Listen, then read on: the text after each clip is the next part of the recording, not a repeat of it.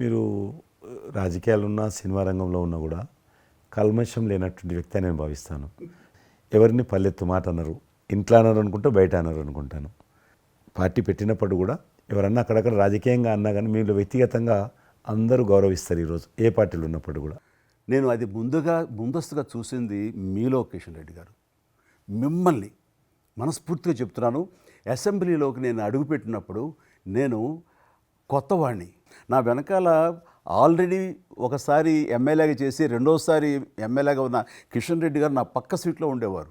ఇటు పక్క ఇంకొకరు జయప్రకాష్ నారాయణ గారు ఆయన, ఇటు పక్క చంద్రబాబు నాయుడు గారు, మరో పక్క ఏమో వైఎస్ఆర్ అందరూ ఉండేవాళ్ళు. వీళ్ళందరూ మాట్లాడుతుంటే, వీళ్ళందరూ రాజకీయ ఉద్దండులు మాట్లాడుతుంటే అందరిని చూస్తుండేవాడిని.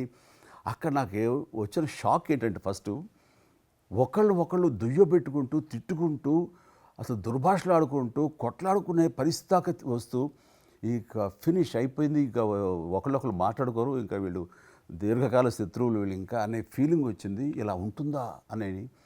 బట్ దానికి విరుద్ధంగా నేను అసెంబ్లీ అయిపోగానే కారులో నడుచుకెళ్తుంటే ఎవరైతే ఇద్దరు తిట్టుకున్నారో ఒకరొకరు దూషించుకున్నారో వాళ్ళు భుజమే చేసుకుని, ఏంది భయ్యా నువ్వు అలా అన్నావు, నువ్వు అనలేదు భయ్యా, అరే నా నాయకుడు చూస్తున్నాడు అనకపోతే బాగుండదని ఇట్లా అంటుంటే నాకు షాక్ తిన్నాను. చాలా ఆశ్చర్యపోయేవాడిని, ఇదేంటి ఇలా ఉంటుందా. మీ సినిమా ఫీల్డ్ కంటే ఎక్కువ నటులు ఉంటారు. మీ సినిమా ఫీల్డ్ కంటే ఎక్కువ నటులు రాజకీయాల్లో ఉంటారేమో అలాగే అనిపిస్తుంది నాకు. అక్కడ అలాంటి పరిస్థితుల్లో ఒక నిబద్ధతతోటి ఇష్యూ బేస్డ్గా మాట్లాడుతూ తను అనుకున్నవి నిర్దిష్టంగా చెప్పగలిగేటటువంటి నాయకుల్లో మిమ్మల్ని అబ్జర్వ్ చేశాను. మీరు ఎక్కడ ఎవరిని దుర్భాషలాటం నేను చూడలేదు, ఎవరిని పౌరుషంగా మాట్లాడటం చూడలేదు, ఎవరిని ఎద్దేవా చేయడం రెడిక్యూల్ చేయడం నేను చూడలేదు. మీరు ఎంతసేపు ఇష్యూ బేస్డ్గా మాట్లాడేవాళ్ళు, స్ట్రాంగ్ వాయిస్ చేసుకుని మీరు అనుకున్నది అది ఎంత కరెక్టు, ఎలా అన్యాయం జరుగుతుంది అని ఆ ప్రజలకి మద్దతుగా ప్రజల తరపున నిలబడి మాట్లాడిన నాయకుడిగానే మిమ్మల్ని చూశాను. నేను ఇప్పటికీ అలాగనే ఉన్నాను. అవును, మా పార్టీలో ఉన్న కొంతమంది కానీ, బయట ఉన్నటువంటి వాళ్ళు కానీ, కొంత మీడియా విలేకరులు కానీ, నువ్వు ఆ రకంగా మెత్తగుంటే లాభం లేదు, ఇప్పుడు రాజకీయాలలో నువ్వు కూడా పరుషంగా మాట్లాడాలి, వ్యక్తులను చాలా గట్టిగా మాట్లాడాలి అంటారు. కానీ నేను అదే అంటాను, నేను ఇప్పుడు మారలేను, నాకు అవసరం కూడా లేదు, నేను ఇలానే ఉంటాను.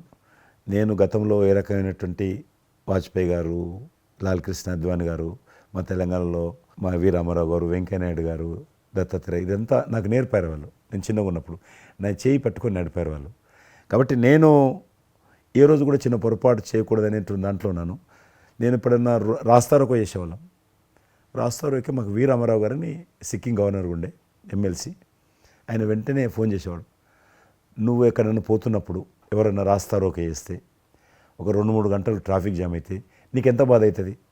కాబట్టి నువ్వు రాజకీయ నాయకుడు అయినంత మాత్రాన రోడ్డు ఆపేసి ప్రజలను ఇబ్బంది పెడితే ప్రజలకు మేలు చేయాలనుకుంటున్నావా, ప్రజలు ఇబ్బంది పెట్టాలనుకుంటున్నావా, ఈ రకంగా ప్రశ్నించేవాడు.